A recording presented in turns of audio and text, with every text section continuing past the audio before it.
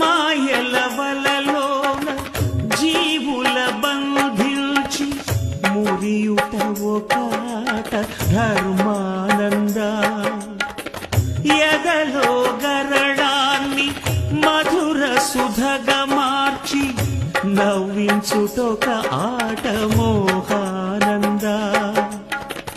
పసి గణపతి